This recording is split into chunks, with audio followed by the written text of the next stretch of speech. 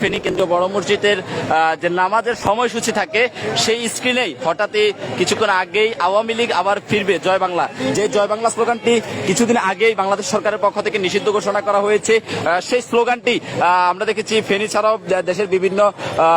Railway station সহ বিভিন্ন প্রতিষ্ঠানের জায়ান্ট স্ক্রিনে ভেসে উঠছে। এবং তারই মতো একটি ঘটনা ঘটেছে ফেনীর কেন্দ্রীয় বড় জামে মসজিদের যেটি এখানকার স্থানীয়রা বলছেন যে এই মসজিদ পরিচালনা কমিটির সাবেক যারা সদস্য রয়েছেন তারা আওয়ামী লীগ থাকা এবং এখনো পর্যন্ত আওয়ামী লীগের কিছু দোসর এই কমিটিতে রয়েছেন এবং তারাই আসলে এই কর্মকাণ্ড করছেন বলে এবং আওয়ামী লীগকে পুনর্বাসন করার চেষ্টা তারা চালাচ্ছেন বলে এখানকার স্থানীয়রা অভিযোগ করছেন। এবং এখনো পর্যন্ত ছাত্র প্রতিনিধিরা এই বিষয়টি তদন্ত করছেন এবং এখানে মসজিদ কমিটির একজনও রয়েছেন।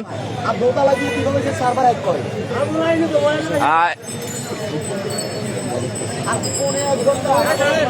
ঘন্টা কিভাবে আপনার সার্ভার হ্যাক করে আপনারা এটা দায়িত্ব পালন করতে হবে। এটা আপনারা